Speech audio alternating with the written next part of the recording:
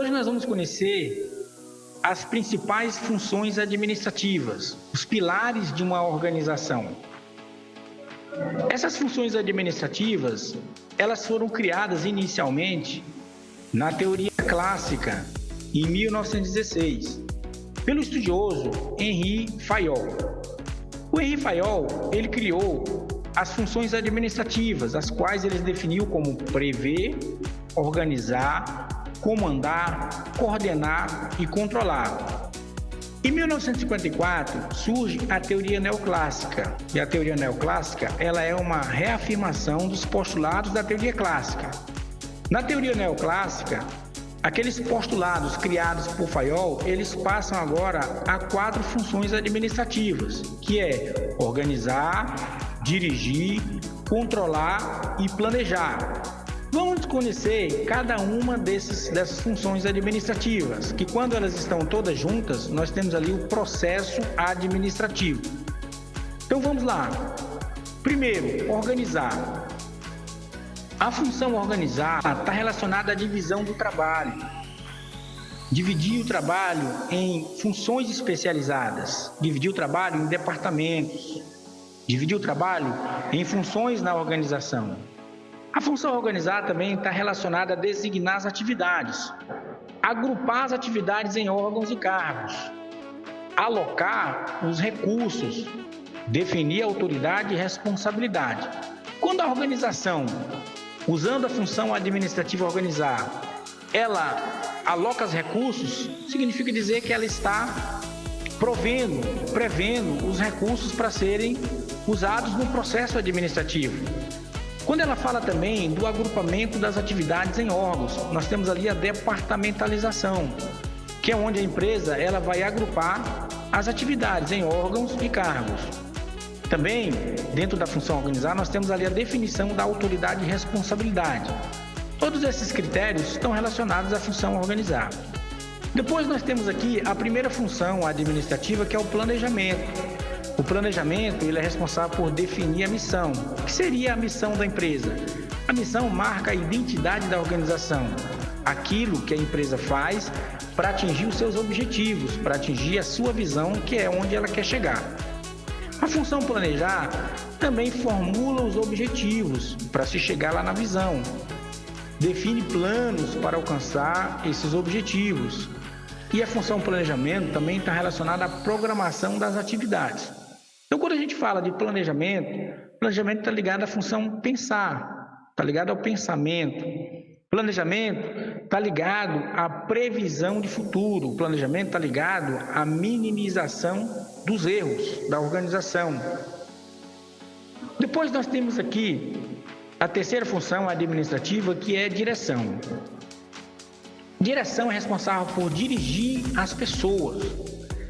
A direção, a função administrativa dirigir, é a chave ignitora da organização.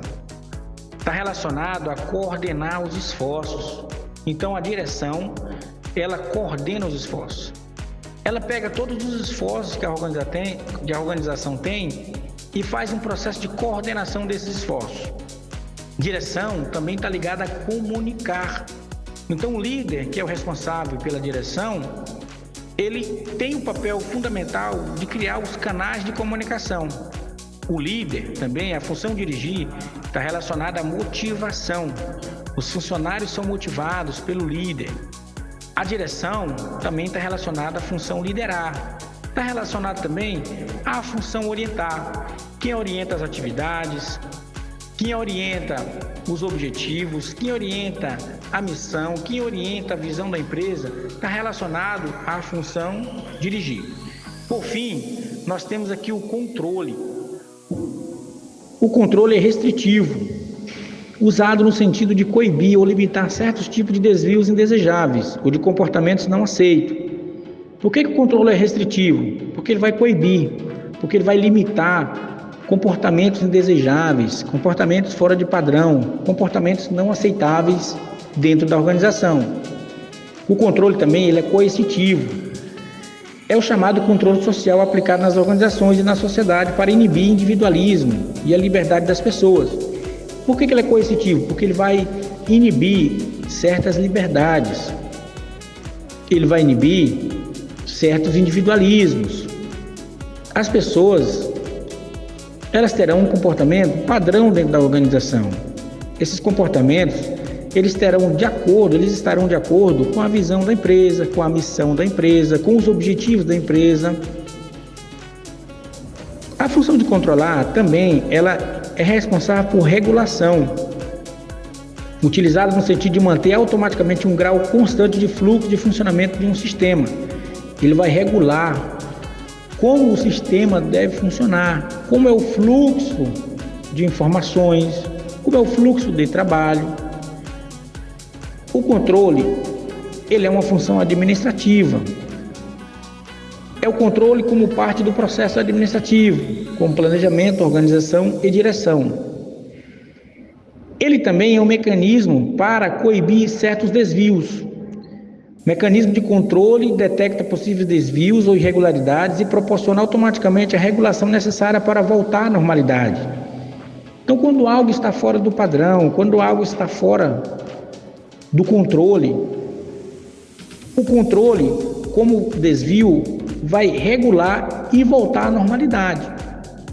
O controle também tem como finalidade assegurar que os resultados que foi planejado, organizado e dirigido se ajustem tanto quanto possível aos objetivos previamente estabelecidos.